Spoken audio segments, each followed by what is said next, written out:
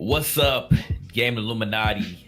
It is JG here with Ethos, and we just checked out episode 1 of Legion, which comes on FX.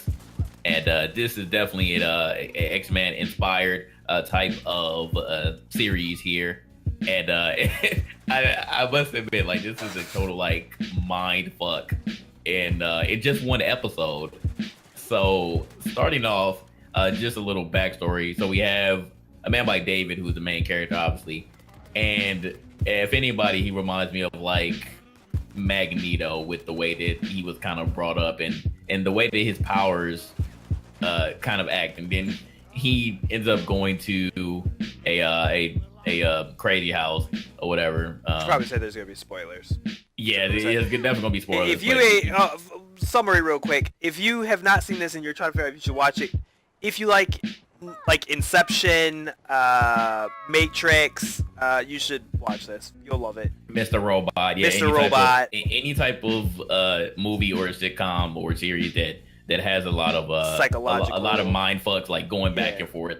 But anyways, yeah, he ends up going to a crazy house and he meets this girl called Sid, and she ends up becoming important later on throughout the first episode. But basically, they're trying to figure out what happened to her, because all throughout the story, it switches a lot between the past and the future, or the present. I would say I'm still not exactly sure. Well, I think at the end you really I don't know find what time out zone where. Yeah, you find yeah. out where you were, but you still don't know what like time period that it's in. I don't know if it's like a past 2016 or however they want to place it as far as the year is concerned. But you go back like to I would guess like the 70s or 80s when he's initially telling the story, but it's still like kind of weird because like he was talking to somebody, and then all of a sudden it just futuristic it just tablet. Forward. Yeah, and like it's hard to tell what time this is in. Like I think it's future, but I can't like near future, but I can't pinpoint exactly when, because it's just the design's weird. Like certain people, and I don't know if this is done on. It might be done on purpose. That's why it's throwing us off, because it's like the way people are dressed is seems like they're in the 70s, but like you see thing in tech that seems like it's in the future, so you're like, what time period is this in? And we don't. Yeah, it's confusing. This is a very confusing episode. I'll say that. Right. I think we ended up kind of piecing the basics together, but we definitely have to watch more episodes to figure out exactly what's going on. But again, spoiler alert, Sid ends up being a mutant just like David is. Yeah. And we were trying to figure out her powers. Now, her powers is really the mind fuck. Crazy, yeah. Her like, powers will spin you. You won't know what's going on. Yeah, now I'm not gonna spoil this part, but just think of like Rogue's power with like something else added to it. Like times 5. Yeah, like times 5. Like, and once you see it, you'll be like, what the hell is going on? And it takes a little bit to catch exactly what's happening, but throughout episode 1, you'll definitely end up like sort of figuring it out. But I'm still confused because there's still some parts that are kind of choppy, and you're like, well, is this her? Is this him? Like, where are they? That's the main question in this episode. Where are they? And what time period are they in?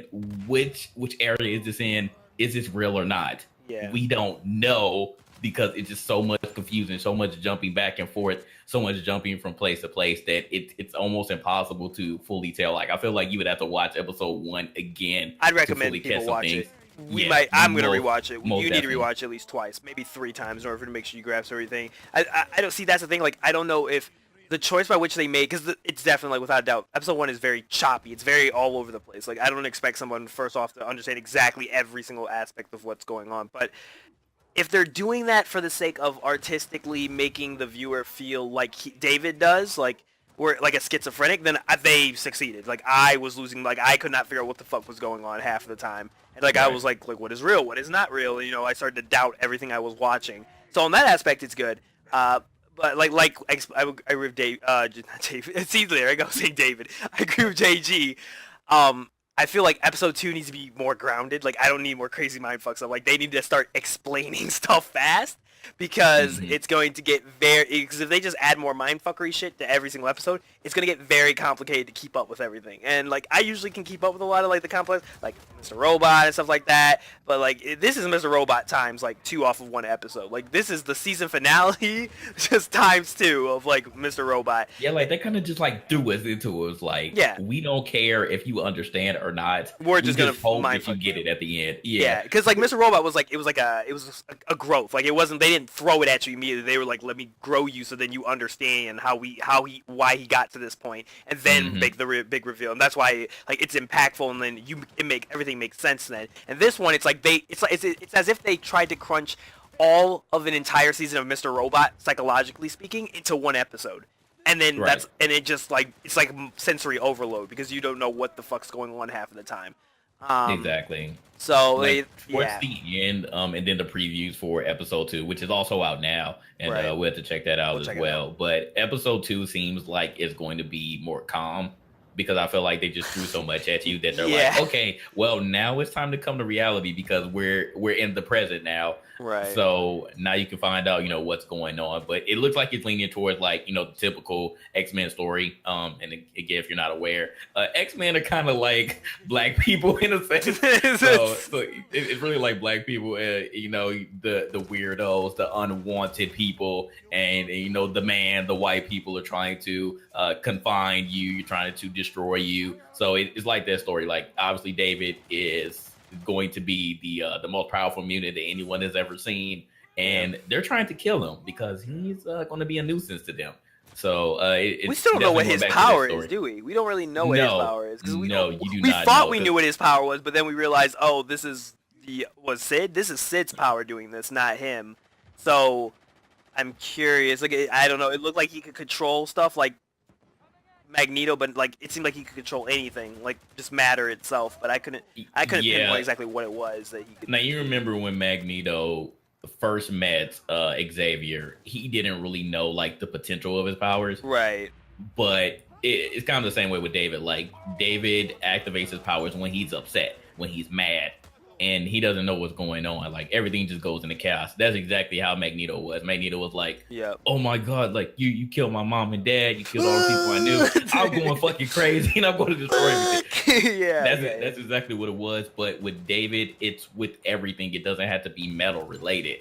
So that's the difference. I feel like like he has the same powers, but it's not just dealing with metal objects. It's everything. Yeah. So that's what makes him apparently 10 times more dangerous than Magneto whatever was.